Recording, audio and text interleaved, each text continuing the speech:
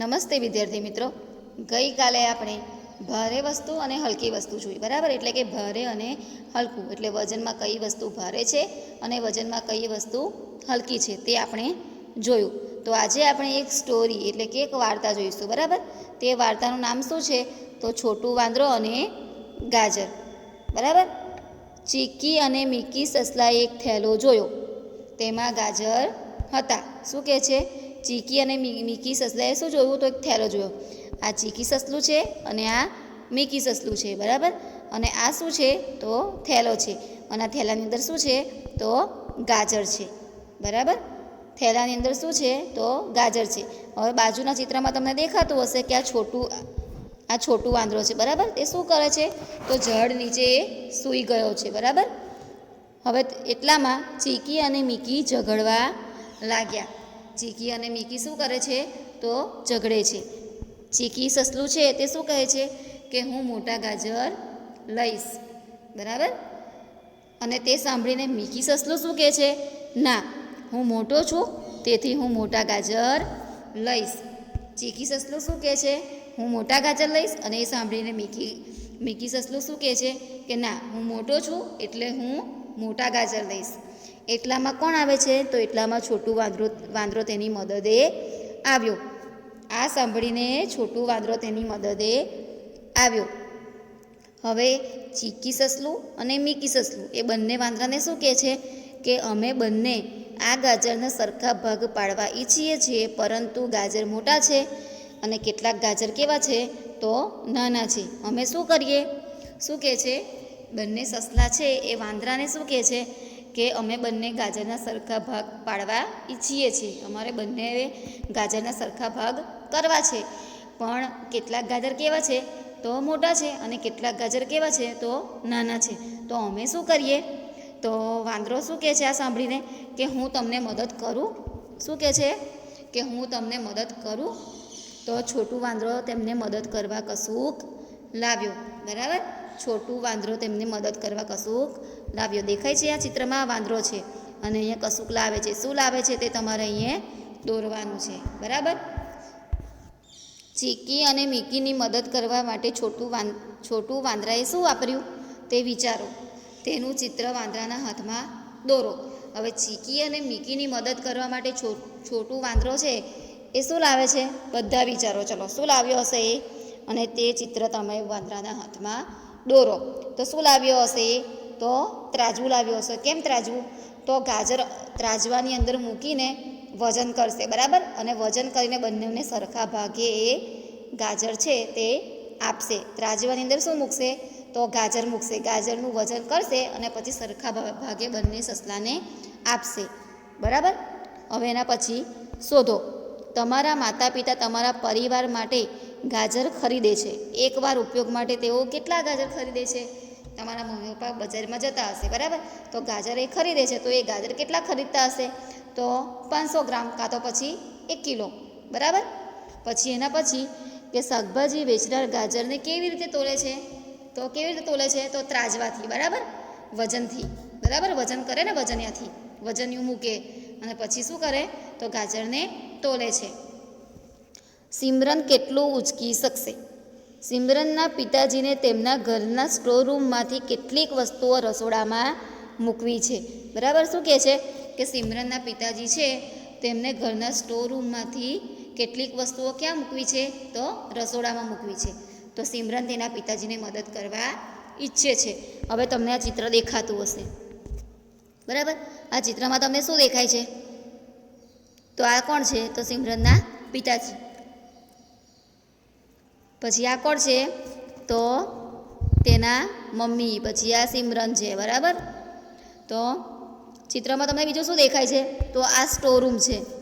દેખાય છે સ્ટોરરૂમ? તો સ્ટોરરૂમમાં શું શું છે? કઈ કઈ વસ્તુ છે? તો 1 કિલો મીઠું, 2 કિલો ખાંડ, 1 કિલો ઘી, પછી 2 કિલો તેલ, 5 કિલોગ્રામ લોટ, 5 કિલોગ્રામ ચોખા, બરાબર? દેખાય છે? આ બધી વસ્તુઓ ક્યાં છે? તો સ્ટોરરૂમમાં છે.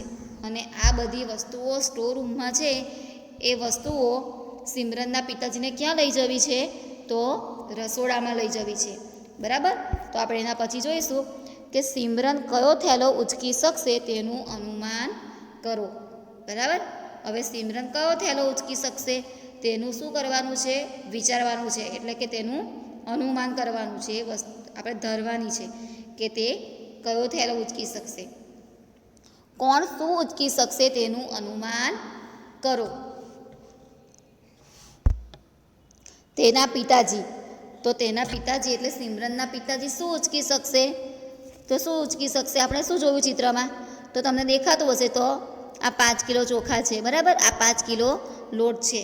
તો સિમરનના પિતાજી મોટા છે તો એ વજનદાર વસ્તુ, સૌથી ભારે વસ્તુ હશે, વજનવાળી વસ્તુ, તે ઉચકી શકશે. તો સિમરનના પિતાજી છે એ 5 કિલો ચોખા ઉચકી શકશે, કાં તો પછી 5 કિલો લોટ ઉચકી શકશે. બરાબર. એ 5 કિલો લોટ પણ ઉચકી શકશે અને 5 કિલો ચોખા પણ ઉચકી શકશે. બરાબર. તો આપણે જોઈશું કે સિમરનના પિતાજી છે તે શું ઉચકી શકશે. તો શું લખીશું આપણે? 5 કિલોગ્રામ લોટ. બરાબર. હવે તેના પછી તેની માતા.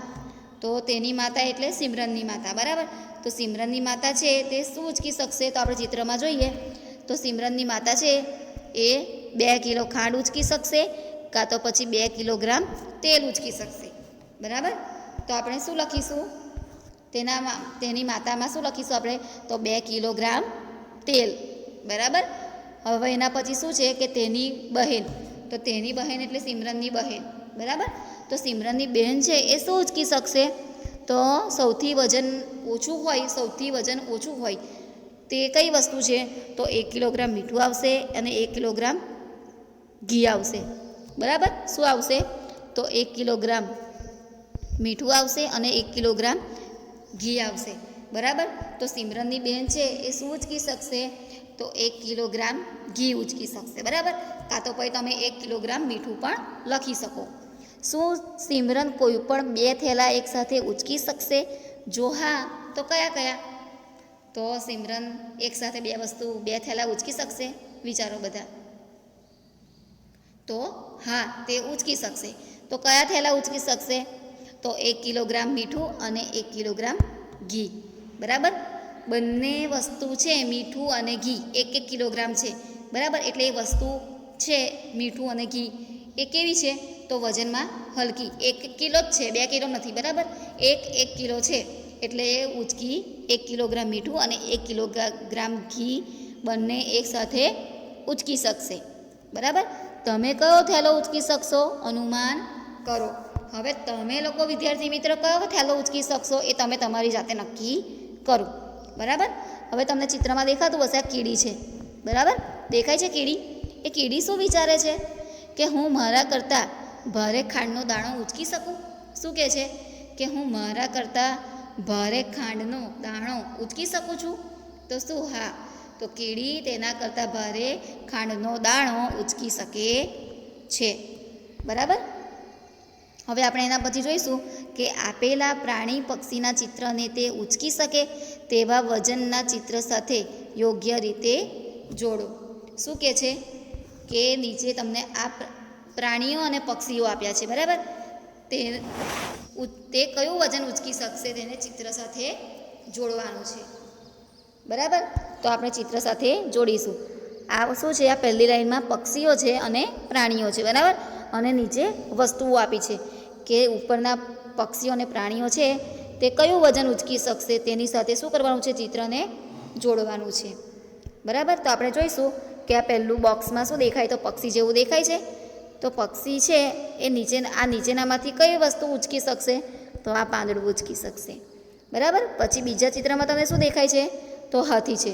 તો હાથી શું ઉચકી શકશે? તો આ લાકડા ઉચકી શકશે. એના પછી બીજું શું છે? તો ગધેડો. તો ગધેડો શું ઉચકી શકશે? તો ખાંડ. અને આ કૂતરો છે એ કૂતરો શું ઉચકી શકશે? તો બોલ. ફરીથી એકવાર આપણે જોઈએ કે આ પહેલા ચિત્રમાં પક્ષી છે એ પક્ષી શું ઉચકી શકશે? તો પાંદડું. પછી હાથી છે એ લાકડા ઉચકી શકશે. ગધેડો ખાંડ ઉચકી શકે અને આ કૂતરો છે એ બોલ ઉચકી શકે. બરાબર. સમજ પડી બધાને વિદ્યાર્થી મિત્રો? પહેલાં આપણે સ્ટોરી જોઈ તો એ સ્ટોરી બધાને સમજ પડી. બરાબર. પછી અમુક આપણે શું જોયું કે પિતાજી અમુક વસ્તુઓ સ્ટોર રૂમમાંથી ક્યાં મૂકવા માગે છે? તો રસોડામાં. હવે એ લોકો પિતાજી કઈ વસ્તુ ઉચકી શકે, માતા કઈ વસ્તુ ઉચકી શકે, સિમરન કઈ વસ્તુ એકસાથે ઉચકી શકે, બરાબર. પછી તેની બહેન કઈ વસ્તુ ઉચકી શકે. એટલે તમને ભારે વસ્તુ કઈ અને હલકી વસ્તુ કઈ એની તમને સમજ પડી, બરાબર. પછી આપણે શું જોયું કે અમુક પક્ષીઓ અને પ્રાણીઓ કે કયું વજન ઉચકી શકે છે એ જોયું. તો બધાને આમાં સમજ પડી છે, બરાબર. અને તમારે આ ટેક્સ્ટ બુકની અંદર આવી રીતે મેં સમજાવ્યું એ પ્રમાણે તમારે કરવાનું છે. Okay, thank you.